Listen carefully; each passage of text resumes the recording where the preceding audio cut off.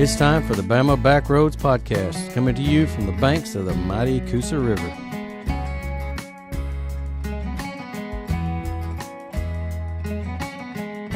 All right, Chris, whenever you want to go, we'll go. Y'all are ready? Yeah.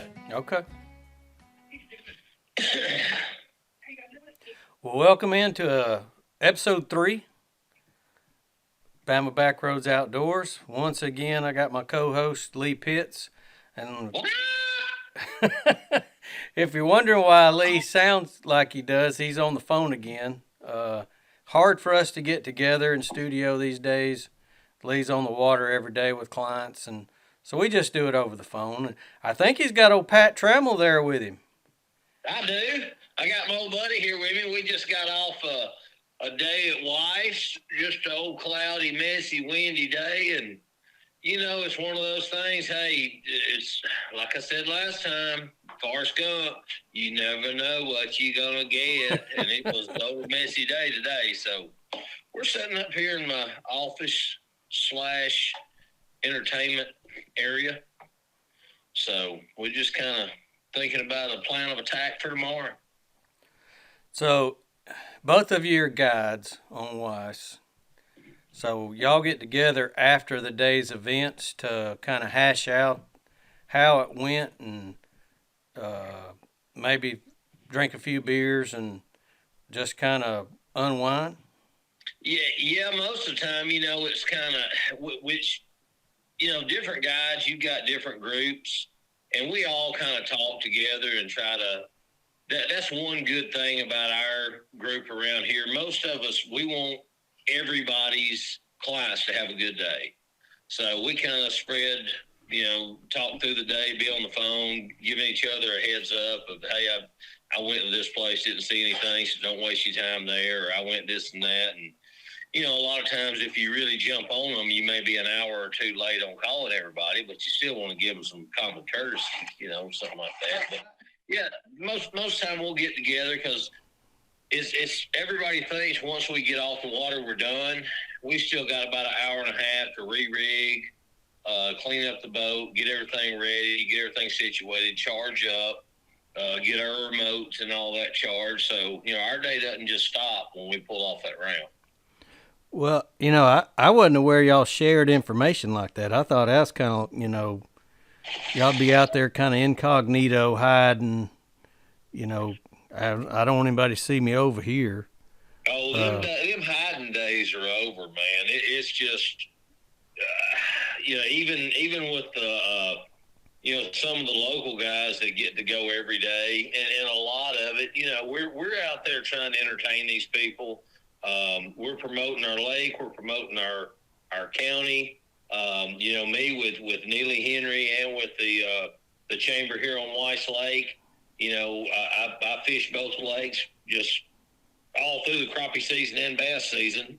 So we want to show people what these lakes are capable of and what they have and really take them on a good day's fishing. And like I tell them, a lot of times I can't help what the fish are going to do. I can't help the fish don't bite, but we can have a good time and I can show them a good day on the water. So that's what we all try to do.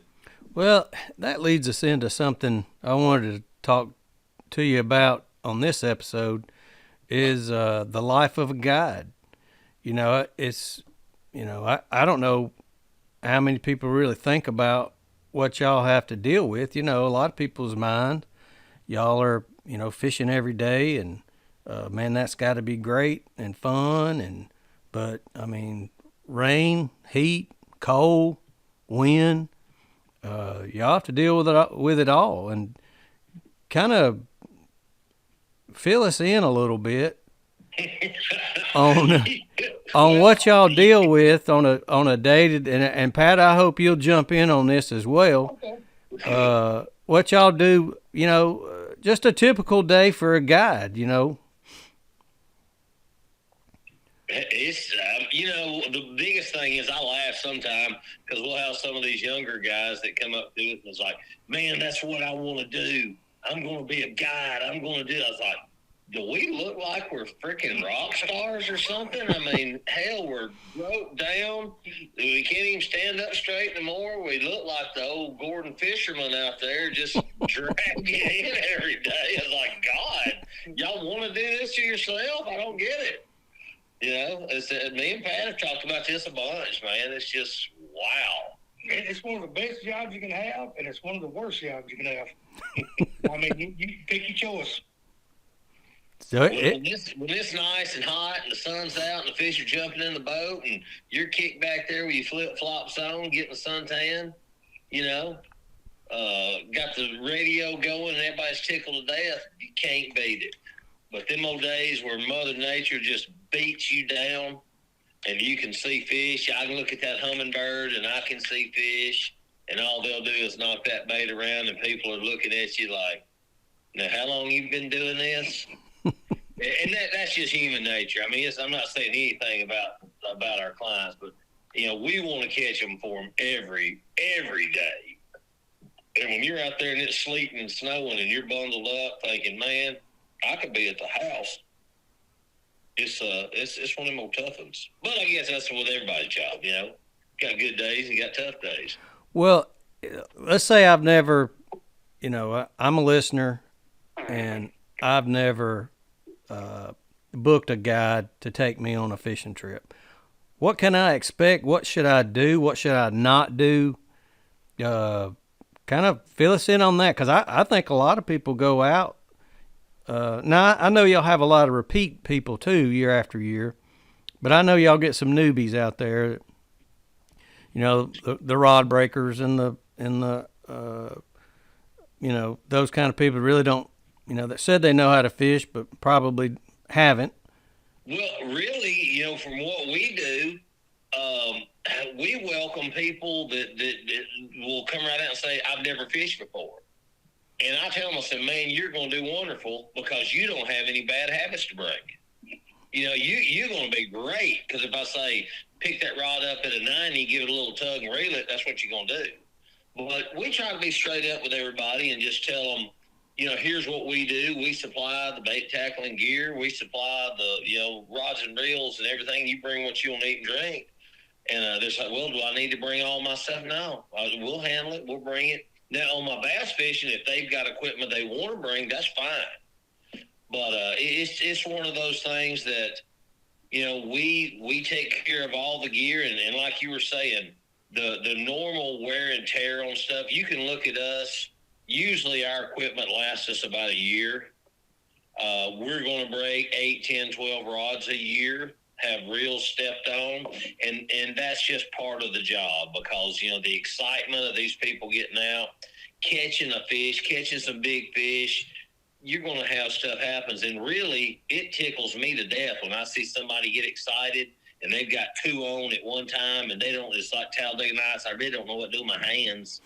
And, you know, they got one rod here, one rod there, and look like they're driving a stagecoach. You know, wow. I like that. I like the excitement. And when they kind of like look at me afterwards like, man, I don't even know what happened. That's one of the things that we kind of live for, when we can make memories with these people. Man, I mean, it's that is what we're trying to do. That's our job. And also, you got people that you would never think would be friends with. You spend 8 hours on the water with them, and you become buddies. You know, you meet new people from different areas, walks of life. I mean, it's pretty cool to meet some of these people. Well, you know, Lee, just because I help you with your Facebook page this time of year because you are so busy, I see that. You know, I see people trying to get hey, Lee, this is so-and-so, or hey, buddy, remember we fished this time last year? Man, what a great time we had. I mean, they're all happy to reconnect with you when it is time to go fishing. And I really see that. So I bet y'all really have developed a lot of great relationships over the years with people.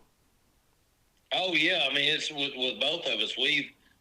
I've got a buddy of mine from Illinois. We kind of started being friends, and he went with me a time or two, and I go up there and go deer hunting with him, and he comes and fishes with me, and we stay in touch, and, you know, and like that with a lot of people. It's just one of those things that, it's not like a guide client type deal. It's friendship. You know, we come down, and I've got guys coming to fish for a week, and Pat's got a bunch of guys that come and fish a whole week with us.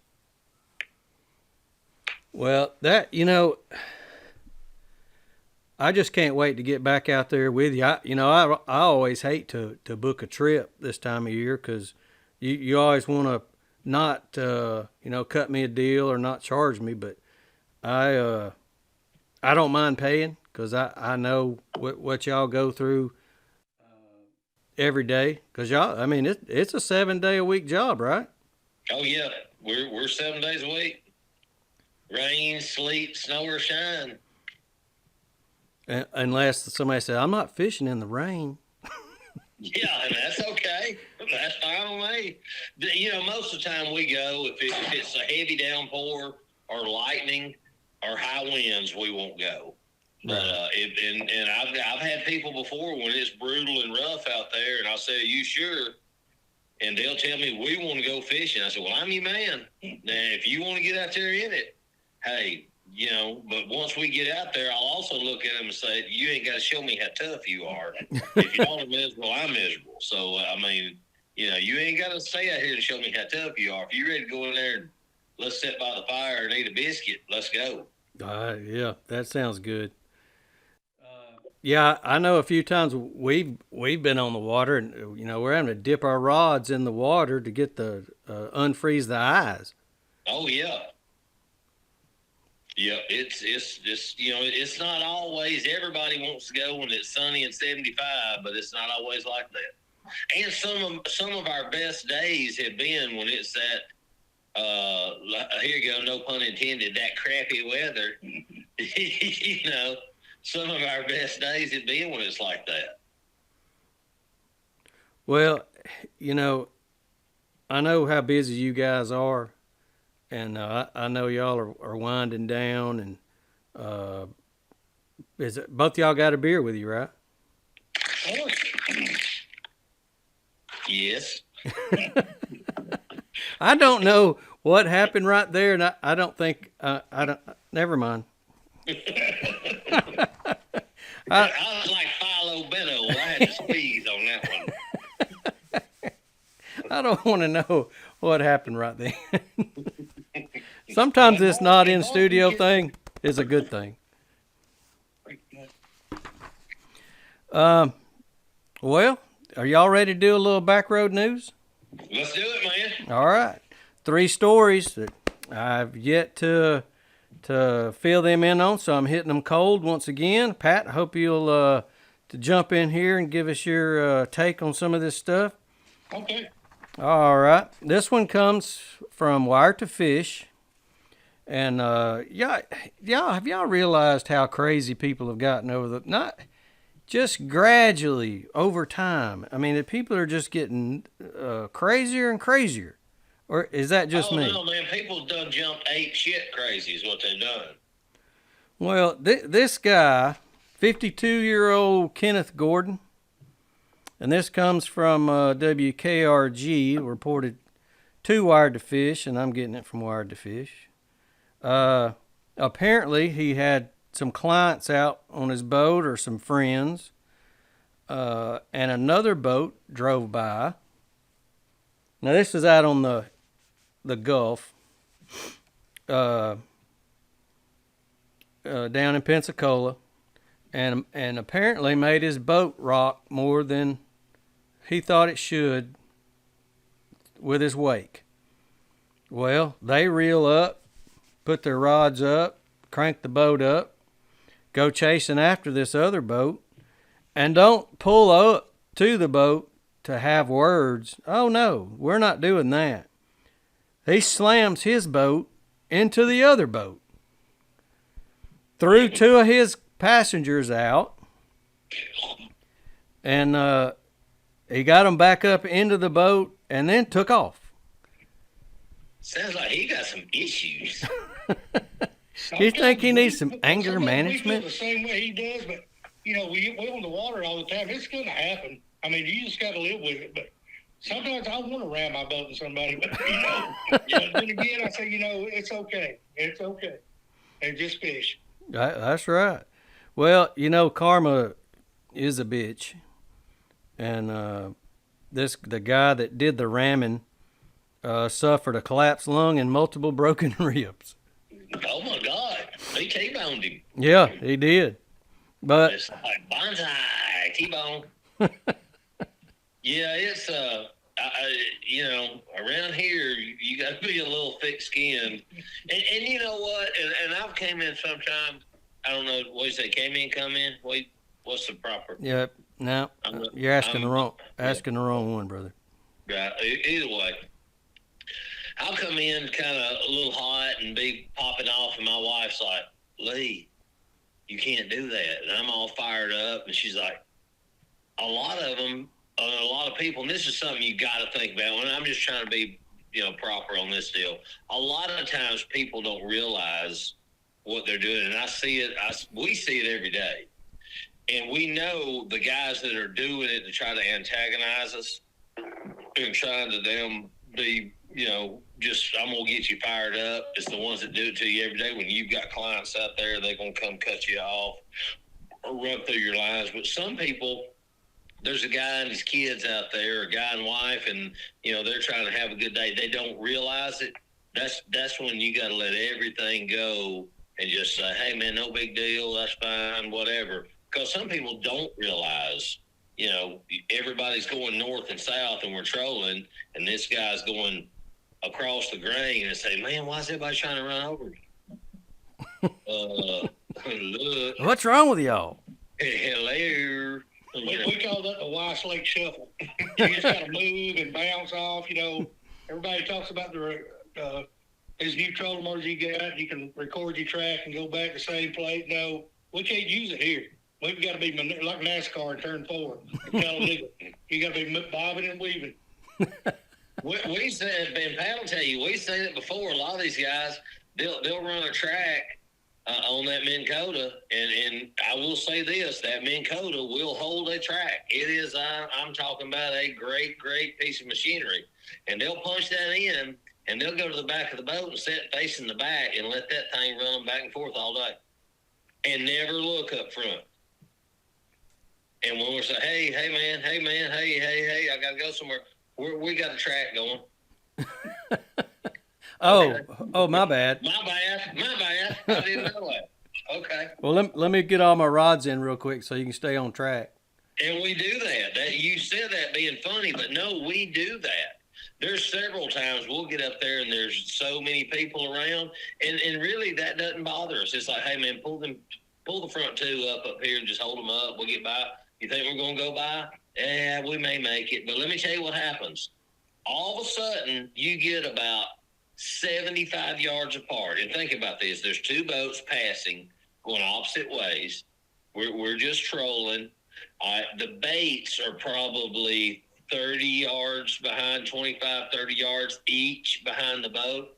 So you think you're clean, and all of a sudden that rod bends over, your client jerks it, and all of a sudden you hear somebody in a boat 50, 80 yards behind you. I got one. Oh, that's a big one. And the lines have hooked each other. And so as we're pulling at different angles, the reels are stripping. Zip, zip, zip, zip, zip, zip, zip, zip. They're pulling back and forth. And then all of a sudden you look up and the lines are out of the water in the air, just like little fingers crossed, the hooks are together. Yeah. Oh, my bad. And we just sit, one of them, either I'll cut mine or they'll cut theirs, and just say, yeah, just reel it back in, man. Just put the line in your boat. But that does happen. That happens all the time. Well, just because, let's take a time out on the news for a second, because I got a question. All right, not a question, but I want you to explain something to our listeners who might not know what we're talking about. And the way, and Pat, I believe you do this too. Y'all are talking about long line trolling, right? Yes. Okay. Y'all go through a little, as much as you can, without visual. I know it might be hard. Go through as much as you can and explain to people what long line trolling actually is. Well, Well, a long line trolling is they call it pulling. You know, you're pushing. That's in the fall. And we're pushing heavy weights. You know, on the bottom. But long line trolling is everything is we're pulling. Everything's out the back of the boat, and you know we throw, like Lee said, about 30 yards out, and we go through a school of fish and find how deep they are and adjust our baits to the depth. And you just keep making a pattern over the fish back and forth. And you know, we got 9 rods out because there's a lot of line out, and you will get tangled. But you know, our little madness, we kind of got a little scientific deal we kind of go with, not get tangled up. But you will get tangled up. But it's pretty simple fishing. Just put your trolling motor on about 0.8, 0.9, or whatever, and just let her eat. And when that rod bends, just pick them up and reel them in. So y'all got multiple rods feathered out across the boat, correct? Yeah, we 12. You know, we start in the front with a 12, then we might go to a 10, then an 8, then at the back you can use short rods because they're not in the way. Right. Got to keep everything separated. Yeah, the whole key to it, what we're trying to do is cover as much of the water column as we possibly can, and we kind of taper those rods down, like Pat was saying, where we're not overlapping each bait. It's not like you got rods that the lines are pinching and they're together. We try to cover as much as we can, so it all almost, I can say it's like bat wings. You got the wings spread out, and then with the little tips on them, that's how that line hits in the water. Okay. So we're covering as much of the water as we can, and everybody's doing that. And so it can be a madhouse. Okay. Well, I just wanted to, in case somebody thought, well, I don't really know what they're talking about. Right. Because not everybody's done. We're constantly moving. So we've got that trolling motor going, and it's on constant. We're not stopping, slowing down, or throwing. It's just we're making sweeps through there. Well, that's what I wanted you to explain, because I know, not everybody knows what long line trolling is, and not, all the listeners are going to be from this area and know how. Right, and what it is, it's a really good way to. We're fishing these schools of fish that are not holding on any structure. They're not holding on any breaks or drop-offs. They're following bait. They're just feeding and following bait. So while they're moving, we're moving, and we just try to intercept them as they're coming into these bays. Well, as always, that's very good info. Well, all right, let's get back to the news. All right, this is a story comes also from Wired to Fish, and I think probably you and Pat both understand this. I know I do. A Florida woman, 25-year-old Katie Lou Gottlich, has been charged with misdemeanor domestic battery. And they use the word. I bet she's hot. You think she's got all her teeth? They jump time like that, they're hot. I bet you. Well, they use the word allegedly here, but I think that's just a legal term. She either did or she didn't, if you ask me. But she threw a kitchen pot at her boyfriend's head. Her reasoning was because he fishes too much. Oh, man, no. She got issues. Yeah, she's messed up. So if y'all ever... I tell you what, give him about 2 weeks going down to the State Line Tavern. She'll be wanting him to go fishing. Yeah. He can have worse habits than that. Yeah, he can. Hey, that is exactly right. There's worse habits than that. Yeah. I will say this. Oh, man, I don't know if I should say this. No, I can't say this. You must. No. Okay, go ahead. Let's talk about, yeah. No, that'll be another episode. We got time. God.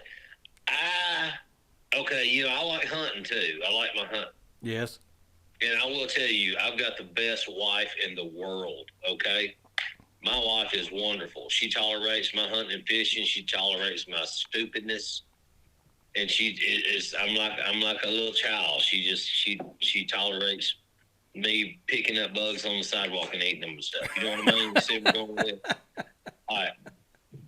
I have been in the past where someone really got agitated with me going to go deer hunting that weekend, and my bags were packed, and she poured Love My Carpet in all of my hunting clothing bags. No. Swear. No. Yes. That's sacrilegious. I'm like on Fox and Friends. I won't even mention her name to give her no credit. We won't mention these people. Evil. Yes, I'm telling you. That is pure You know what evil. I did? I left them bags laying right where they were. Went in my closet, got some more stuff, and I went deer hunting. Hey, you got to do what you got to do. Man's got to get in the woods. Man's that is. I agree with Pat. That's evil. Yeah, and I mean, I know we probably shouldn't be talking about that on this, this here radio show, but it's when you said that about I've been there. Well, I knew when I read this story that I was going. That's why I kind of poked you to bring it out. I knew you'd have a good story. Somewhere along the line in Lee Pitts' 57 years. Oh, let me tell you, you don't go trying to retrieve a lot of. I mean, I can scare you. what's in my brain? I can scare you. Ooh wee. Yeah. I heard some stories that, we don't need to speak about them, but this little thing we do it here, but yeah, we've got some stories. It's like, some of these guys, some of my buddies come over there with their younger sons and talking to me and said, man, I want you to talk to Lee a little bit. I want you to talk. Well, and I can't tell you who this was either, but I had a buddy of mine that I played high school football with. His son, Bama. And he said, man, and he came to me. I hadn't talked to him in years. He said, I need you to come talk to my son. I need you to talk to him. He's having some problems. He's got just too crazy over these girls. And he's not doing well in school. And he's not doing this and that. I need you. I said, why do you want me to talk to him? He said, because I know you've been there. And I said, oh, well. Okay, good call. Anyway, enough of that. Let's get back to hunting and fishing. Well, like I said, we just got off the water. Man, we're tired. We're beat down. So if I sound ignorant, it's because right now I am. Well, I blame myself. I knew when I saw this, I said, oh hell, I know Lee's gonna have a good story here. All I gotta do is just plant the seed. All right, last and final one. Y'all probably heard of this one. Tucker, y'all know about Tucker Smith on Lake Eufaula? He got disqualified. But this goes, and this is not really about Tucker. I don't, based on what I read, I don't really think Tucker did anything wrong. Other than not reporting it, which was why he was disqualified. He didn't cheat.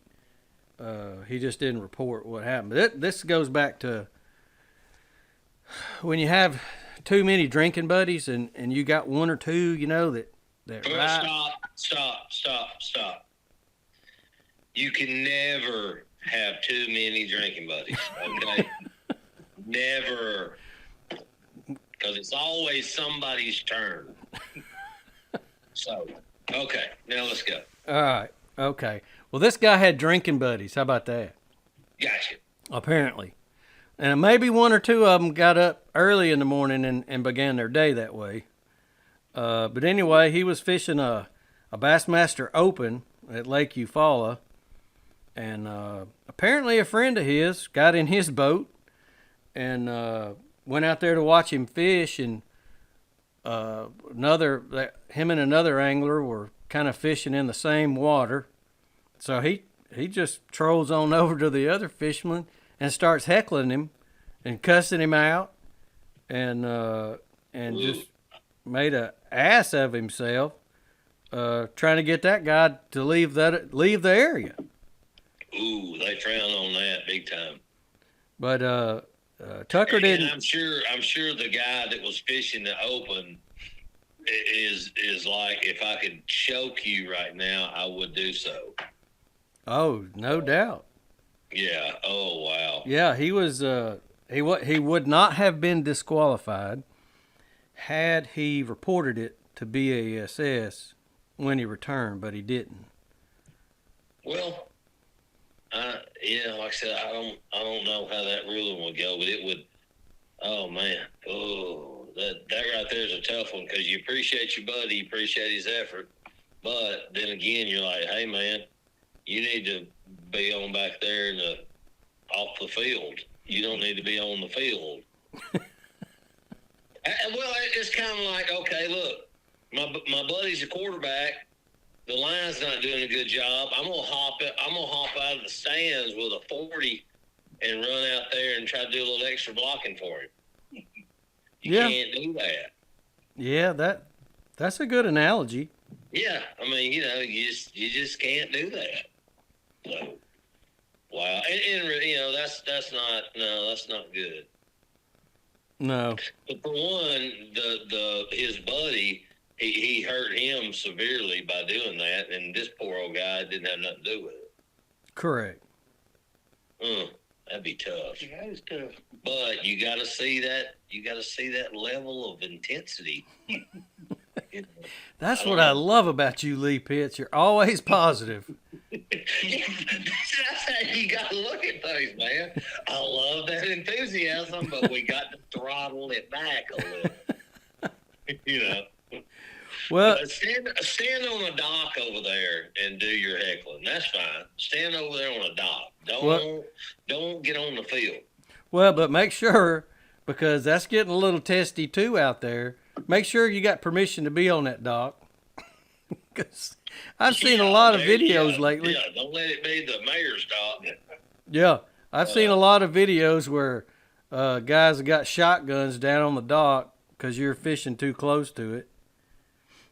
Well, and what could have happened too, the guy that he was heckling, hey, old brother could have went up there and bumped boats with him, got out and dotted them eyes for him, gave him a walk knot. That's true.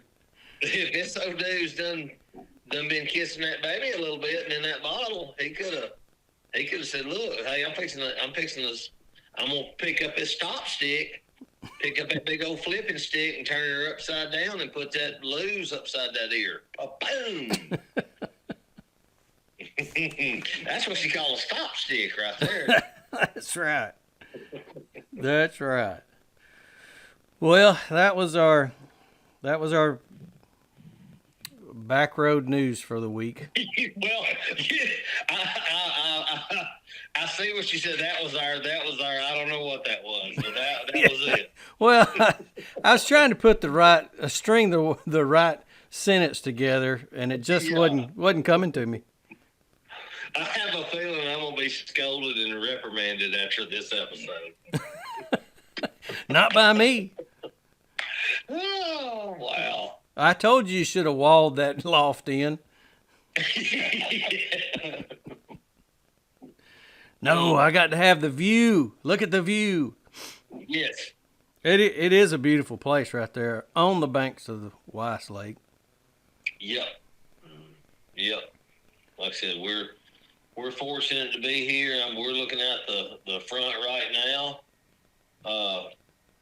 Just checking it all out, ready for some water to cover up some of this mud around here. But man, I'll tell you, it's one of those deals that Weiss, and we hadn't even talked about this, and which I've not got to bass fishing. We've been crappie fishing, but man, these guys have been bringing in some freaking stringers over here on Weiss. Really? Yes, and it's almost looks like winter pool still. But man, some of my buddies in some of these tournaments, it's taking low 20s. And the other day it took 18 pounds to get a paycheck over here. Dang. So they're catching some good largemouth right now. And what do you think that is? You think it's just that time of year? Well, I don't know because we've had some brutal weather. You can, the wind's high, the water temperatures. I think what happened, it pulled those largemouth up. They got where they were wanting to be, whatever they could grab a hold to. Like I said, the water's still 3 feet low, but they got on whatever hard spot they could get on. These guys are catching them on crankbaits and some chatterbaits right now. Starting to get a little bit of a flipping bite, but they've been on some of these backwater bays and some of these just in the pockets where there's not much water to them, but the fish are really getting in there off that river, and it's just been crazy. We went the last 2 weeks ago, we were having water temps at 65, 66 in these back bays. Now, this last week, when we had the ice out, it's knocked it back down. We're seeing in our sloughs and bays crappie fishing. 54, 50, yeah, 54, something like that, 54, 56, 58, something like that. But, it's still, these backwaters are kind of staying warm, and the largemouth are loving it. Well, if before we go, if you wanted to get out on Weiss, what do you recommend? What's your go-to? Pat's our guest today. I'm gonna let him answer that one. On the crappie fishing part of it, we've been catching ours deep, but I would still check the shallow 5 foot areas too, because they want to come up, but it's still pushed down so deep. But there's a few coming up shallow. When I say shallow, 5 to 6, because me and Lee's been fishing in 24 foot of water, and getting down about 14 foot deep. There's still some fish on the main river too, but they pull in 2 turbines. It's hard to fish it, but I would stay deep, and then maybe, if you don't get bit, try shallow. I mean, they could come up shallow. So that's what I do, and I just pull jigs and just look around. 'Cause it's been tough on us. This cold front has kind of knocked the napper out of everything, but I would start deep in the morning. If the sun comes up, I might go a little shallower and try that. That might help some people out to catch some fish.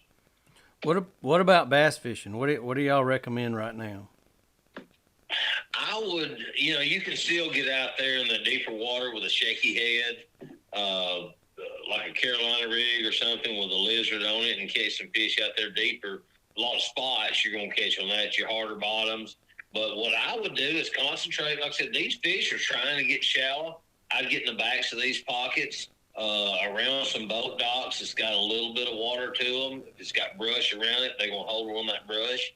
Chatterbait, little square bill, and even pitching some kind of plastic, pitch like a D-bomb or something like that on it. Gotcha. Well, I appreciate both you guys being on today. Lee, Yeah. Of course, you're on every week, and Pat, I hope you'll come back. I'll try to. If you need me, just holler. I'm with Lee usually half the time we off the water, so I'll be around close. All right, that sounds good. Well, guys, and I'm going to throw a plug out for both of y'all. And Lee, I'll start with you first. If somebody wanted to book a trip with you, Lee, tell them how they get a hold of you. All you got to do is give me a call, Lee Pitts, Pitts Outdoors, 256-390-4145. I'm not a button pusher. I don't stay on that computer, especially this time of year. I'm on the water. Just give me a call. We'll get you something going. All right. Pat, what about you? I'm about the same way with Lee. I'm not a button pusher, but it's PatTravelFishing.com. And you usually call me or text me at 256-523-1320. If you can't get me, I'll return your phone call when I get off the water. All right, guys. Well, y'all drink one for me. I was out today. Hey, once again. Okay. I know what that sound is, but I'm not going to cover it. Okay. Well, guys, thanks a lot. Get ready to do it again tomorrow. I hear you. Y'all get some rest, and I'll talk to y'all next week. All right, man. See y'all. Well, guys, thanks again for joining us and listening. If you like what you hear, and hit the like button. That way you can catch the next episode when it comes out. We'll have Lee on. We'll have some other guests on as well. And thank you guys for joining us, and we'll see y'all next time.